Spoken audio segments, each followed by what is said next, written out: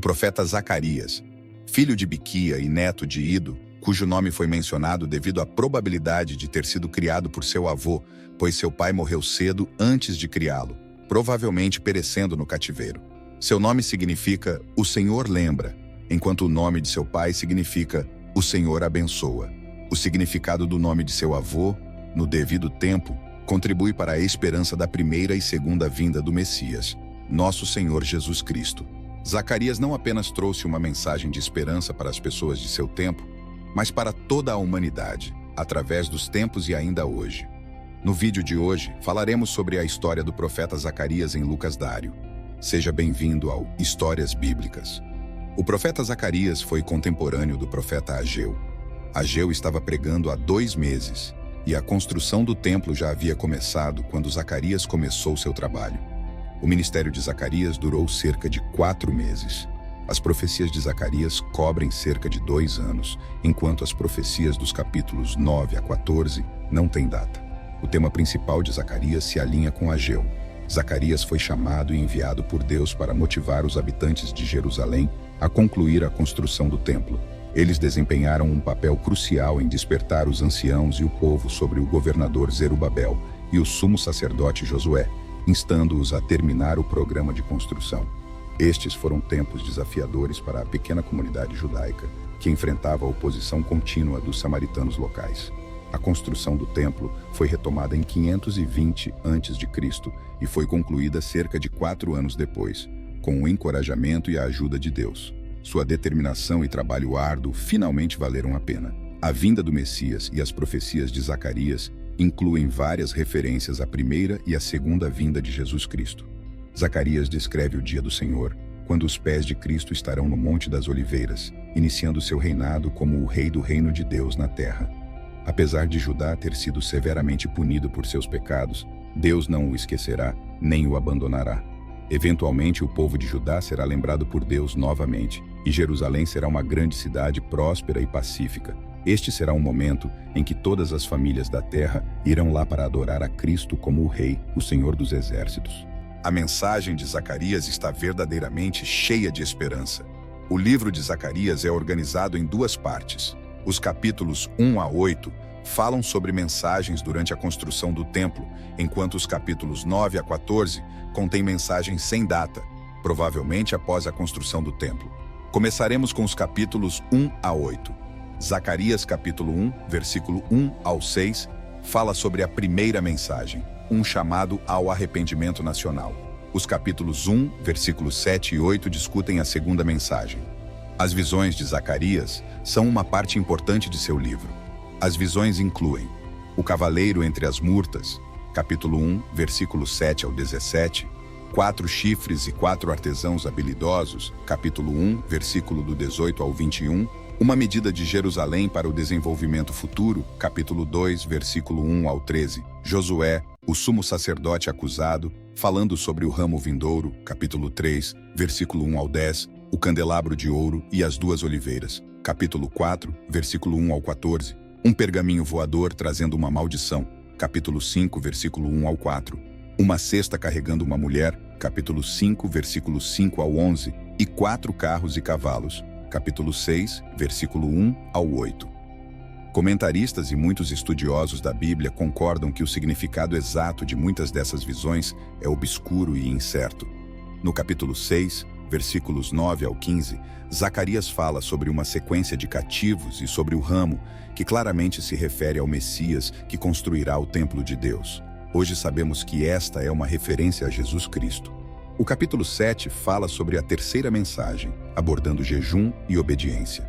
Quando o templo estava quase concluído, uma delegação foi enviada a Jerusalém para perguntar para os sacerdotes e profetas sobre certos jejuns nacionais instituídos como dias de luto por calamidades. Estas eram tradições humanas e não se referiam ao jejum proclamado por Deus no dia da expiação, como visto em Levítico capítulo 23, versículos 26 a 32. Zacarias forneceu o veredicto de Deus nos capítulos 7 e 8 em 4 sessões. Cada sessão começa com o mesmo texto básico. Não há condenação desses jejuns nacionais, mas Deus dá uma lição importante sobre o propósito do jejum. O povo não estava jejuando para se aproximar de Deus, mas estava jejuando por motivos egoístas. Enquanto estavam no cativeiro, o povo deveria ter usado esses dias de jejum como oportunidades para refletir sobre os pecados que cometeram, resultando na punição nacional destes. Os jejuns deveriam ter sido momentos de autoexame, levando ao arrependimento sincero e a uma mudança no estilo de vida. Em vez disso, foram absorvidos por sentimentos de autopiedade e remorso externo. No passado, o jejum era realizado por hábito e tradição. Cristo também condenou os motivos hipócritas para o jejum, e a questão do jejum foi resolvida. Não há indicação de que as decisões finais foram tomadas. No entanto, Zacarias aponta para um tempo em que os jejuns nacionais se tornarão festas alegres, pintando um cenário utópico quando Jesus Cristo reinar. Será uma era de paz e prosperidade, com crianças pequenas brincando nas ruas de Jerusalém e pessoas idosas sentadas nas ruas sem medo. Considere a seguinte descrição. Nas condições em que Cristo governa Jerusalém, os habitantes de uma cidade irão para outra. Eles continuarão a ir e orar diante do Senhor, buscando o Senhor dos Exércitos. Muitos povos e nações fortes virão buscar o Senhor dos Exércitos em Jerusalém e orar diante do Senhor. Estes versículos descrevem um mundo sem medo, pobreza, doenças e outros males sociais que afligem tantos agora. Os capítulos 9 a 14, os 16 capítulos restantes, contêm uma série de previsões que falam sobre a história futura do povo de Deus, desde aquele período até o fim do mundo. Entrelaçado com muitas profecias relacionadas ao caráter pessoal e obra de Jesus Cristo, a proclamação do Evangelho, o chamado dos gentios e a glória final, que é a bem-aventurança da Igreja de Deus, unindo judeus e gentios em uma comunidade sagrada sob seu grande sumo sacerdote e Rei dos Reis, Senhor dos Senhores, Jesus Cristo. O foco dos últimos 6 capítulos é principalmente em eventos relacionados ao fim dos tempos. No capítulo 9, versículo 1 ao 8, fala sobre o julgamento sobre nações vizinhas. O capítulo 9, versículo 9 a 17, fala sobre uma profecia de Cristo entrando em Jerusalém alguns dias antes de seu sofrimento e morte. No entanto, esses versículos também se referem à segunda vinda de Cristo, quando ele salvará seu povo e trará prosperidade e paz para o mundo inteiro. Passando para o capítulo 10, Deus tem uma acusação contra os pastores, possivelmente governantes ou líderes espirituais, que falharam em afastar as pessoas do mal e do pecado. No entanto, esta situação mudará com a segunda vinda de Cristo, um momento em que ele fortalecerá os líderes no Senhor e eles andarão para cima e para baixo em seu nome. No capítulo 11, Deus continua suas acusações contra os falsos pastores que desviaram o rebanho durante seu ministério. Jesus Cristo afirmou ser o bom pastor, disposto a dar a vida pelas ovelhas. O hiring, contratado, deixa de cuidar do rebanho e os abandona. Um ai é pronunciado contra o pastor inútil. Em Zacarias capítulo 11, versículo 1 ao 17, no capítulo 12, eventos monumentais e desastrosos são descritos enquanto as nações estão envolvidas em uma batalha destrutiva ao redor de Jerusalém. Quando esta batalha ocorre, provavelmente como uma referência à batalha final culminante que acontecerá no retorno de Cristo, as nações serão motivadas a lutar contra o retorno de Cristo, mas serão totalmente derrotadas. Grande parte de Zacarias 12 descreve as cenas de batalha e como Deus defenderá os habitantes de Jerusalém. Observe esta declaração notável no versículo 10. E olharão para mim, a quem traspassaram, sim, chorarão por ele como alguém chora por seu único filho. Esta é uma referência clara a Jesus Cristo, que foi traspassado em sua primeira vinda e será visto em seu retorno à terra. No capítulo 13, a frase naquele dia, no versículo 1, mostra uma continuação do fluxo da história de eventos descritos no capítulo 12. Cristo derrotará seus inimigos e iniciará o processo de restauração da religião verdadeira, começando com a limpeza e purificação do povo do pecado e da impureza. Os capítulos finais de Zacarias são alguns dos mais tocantes, edificantes e emocionantes da Bíblia, retratando a intervenção de Cristo nos governos e assuntos humanos, retratando seu retorno em poder e glória, culminando em seu governo milenar na terra. Estes inspiradores versículos do milênio são tocantes, edificantes e emocionantes, pois o nome de Zacarias sugere que Deus se lembrará de suas promessas, e podemos ter certeza de que ele não se esquecerá de cumpri-las. aprender a lição do passado, o apóstolo Pedro advertiu que nos últimos dias viriam escarnecedores dizendo: onde está a promessa de sua vinda? Desde que os pais adormeceram, todas as coisas continuam como eram desde o início da criação. Na verdade, esses escarnecedores estão dizendo que não precisamos nos preocupar com as advertências proféticas da Bíblia, pois essas afirmações são falsas. Zacarias capítulo 1, versículos 5 e 6, descreve uma atitude semelhante entre as pessoas durante os dias do profeta. Os profetas anteriores morreram antes que suas declarações proféticas fossem cumpridas, e então eles raciocinariam que essas profecias eram falsas e não confiáveis. No entanto, tanto Israel quanto, mais tarde, Judá foram para o cativeiro nacional exatamente como Deus havia predito através de seus profetas. O que algumas pessoas esquecem é que Deus está vivo e garantirá que suas promessas sejam cumpridas. Esta é uma lição vital que devemos aprender e lembrar.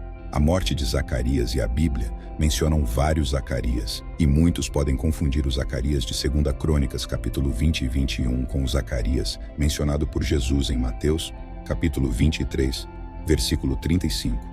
Embora ambos sejam chamados Zacarias, um é filho do sacerdote Jehoiada, e o outro, diferentemente, o Zacarias mencionado em Mateus, capítulo 23, versículo 35, deve ser filho de Berequias, um dos profetas menores. Ele é o mais provável, pois o outro Zacarias, filho de Jehoiada, morreu por volta de 800 anos antes de Cristo. Se Cristo se referisse a este Zacarias, então o tempo decorrido de Abel até ele não cobriria todo o período do Antigo Testamento, que se estendeu até 400 anos antes de Cristo. De Abel a Zacarias, filho de Berequias, seria um período muito mais amplo do período do Antigo Testamento do que de Abel a Zacarias. Zacarias, filho de Jerô, é mencionado no Antigo Testamento. É um desafio imaginar que 2 Zacarias tenham sido mortos em circunstâncias semelhantes àquelas descritas por Jesus sobre Zacarias sendo morto entre o santuário e o altar. Jesus afirmou que seus contemporâneos tiveram a responsabilidade por aquela morte, ao usar a expressão "quem você assassinou". Tudo isso foi cumprido ao pé da letra durante o cerco de Roma, em Jerusalém, por volta do ano 70 depois de Cristo, conforme relatado pelo historiador Flávio Joséfo. No final, aqueles cansados de ter derramado tanto sangue, fingiram querer observar alguma forma de justiça. Decidiram matar Zacarias, filho de Berequias, por causa de sua linhagem ilustre, sua virtude, sua autoridade e seu amor pelos homens bons. Permitiram que esses 60 juízes pronunciassem sentença. Não houve um só deles que não preferisse expor-se à morte do que ao remorso de ter condenado um homem bom pela maior de todas as injustiças. Todos, a uma só voz, o declararam inocente. Assim, Jerusalém, ao fazer mais um mártir, preencheu a medida dos pecados de seus ancestrais, de acordo com Apocalipse capítulo 6, versículo 1, que diz que então cada um deles recebeu uma túnica branca, e foi-lhes dito que descansassem um pouco mais, até que o número de seus conservos e irmãos se completasse, que deveriam ser mortos como eles próprios foram. E assim foi o vídeo, meus amados. Se vocês gostaram desse vídeo, deixem seu like, se inscrevam no canal e não esqueçam de ativar o sininho de notificação. Deus abençoe a todos. Até o próximo vídeo.